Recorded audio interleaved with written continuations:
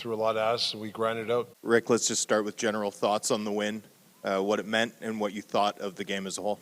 We just grinded it out. You know, obviously they threw a lot at us, and we grinded it out. Some really good efforts from some individuals, and you know, they made a push, and you know, we did a nice job there at the end. Yeah, made most of our chances. Power play was good. PK did a great job in the third. Got to give him a lot of credit. I mean, that power play is as good as I've ever seen. Like, it's dynamite. So I give them a lot of credit. So yeah, it was a grinding game. Like, we had to grind this win out. Your top line, so the JT Miller line, saw a lot of McDavid, and the results looked totally different than it did in Game 2. What specific areas did they do, or did your group do a better job containing the top end of the Oilers lineup? Yeah, I thought the middle of the ice. I mean, they had some stuff. You know, like, you know, we tell you, you can't contain these guys. They're world class. So there's certain things that you got to try to do. Sometimes it's going to work, sometimes it's not, right? Because they're so good. So I thought we had some good efforts from guys. You know, in the Millsy line, obviously. And then when Lindy was out there, I thought Myers did a hell of a job tonight. You know, he was made some nice blocks. You know, you could go down a list. I just think a lot of guys defended well, and you know, but they had their looks, and you know, got to give them a lot of credit too. Rick, you've talked about Arturs a lot and how well he's played for you, but what about the performance tonight? Yeah, you know, the kid's giving us games. You know, it's a big stage, and he's not blinking. You know, he's doing he's coming to every day, and he's working hard. You know, he's working with Clarkie a lot on off days. Low maintenance guy. I don't really see him around too much, to be honest with you. Like, he's just a low maintenance guy. And obviously he's got some, you know, whether it's a small sample size with some pressure games. You know, we talk about the World Championships and all that stuff, but he's played some good, you know, this is good for him. Like, these are pressure games. The Oilers pressured you guys in the third period, but I think with 3 minutes left, the high danger chances were 1-1. What does that say about the way this group is defending? And even if you're giving up shots, you're not giving up those grade A looks. I mean, that's just the fabric. That's who we are. You know, we've bought in since training camp. That's the way we got to play. Whether you want to call it Canucks hockey, we don't apologize. You know, that's the way we got to play. That's it.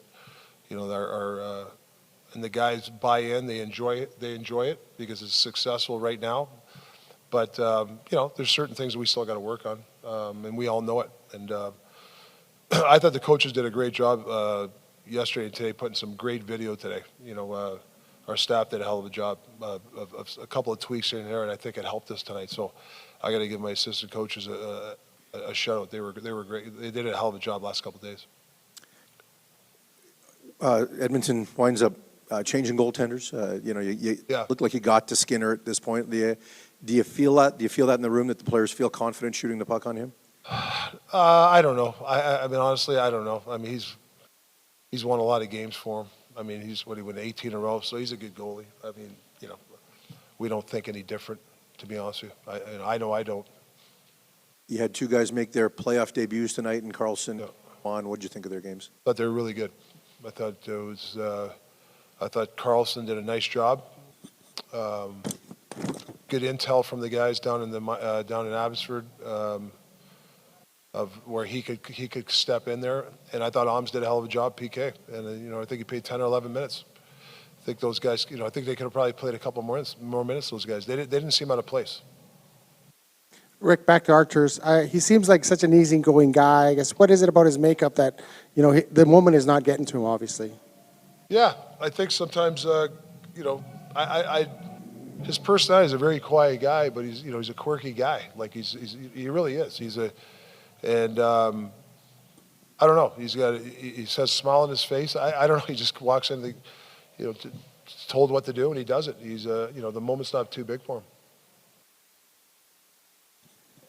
Rick, also on Seelovs, can I take you back to game one, second period? You're down 4-2 going into intermission. Maybe you have an opportunity to make a goaling change. You didn't. I wonder what that means, you know, just to give your goalie confidence.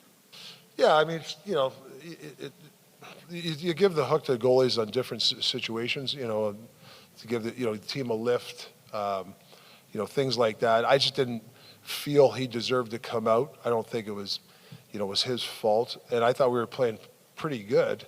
So I'm like, and I thought when we made it 4-2. It was actually 4-1 when they scored. We made it 4-2. Then going to the third, and we were making a little bit of a push. I think the guys kind of rallied around him, saying, "Hey, man, we got you." Just like he had our back, in some games. So my thinking was I didn't think it was the appropriate time. But it's also a statement, though, to him that you're our guy. Yeah. I mean, listen, I'm lucky. We got Casey. Casey, like I said, he could definitely be in the net too. I'm not going to rehash what happened, but we got a viable guy too if we need him. And but yeah, Artie's actually obviously playing like it's his net right now. Obviously, he's tonight he was excellent. I wanted to ask about the tweaks that you mentioned. You gave the shout out to your assistant. Yeah. When they had the puck a lot in the third, you guys did a much better job tonight killing plays. Was that part of it? And what did you see that enabled you guys to do that? Yeah, there's a couple things like that. I think we cut some plays off them. We anticipated. Thought the neutral zone we were better. We took a few things away. They weren't, even when they came through speed, we were still in pretty good structure. I thought we were a little loose last game, a little bit not connected. So those were the tweaks. More connected hockey.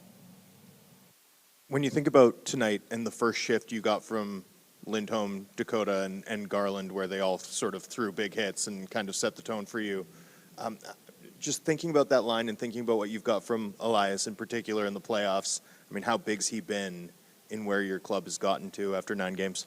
Yeah, I mean, obviously he's, he's a jack of all trades. I'm putting him out there. He just gets off a shift. He might have a shift off. Then I got him go take a big face off. I mean, that's hard to do. He's going. I did it about 7 times. That's a lot of wear and tear. So I think that's where people like him are underrated. Where I might be stuck, and I got to get 2 centers out there. I can get him out there and he just played a shift. So, and then or he plays. If somebody dives in somewhere, he seems to be a guy that kind of can, if you ask, Garland, they say the same thing. He covers up for mistakes. He's not always a flashy guy, but he just gets the job done.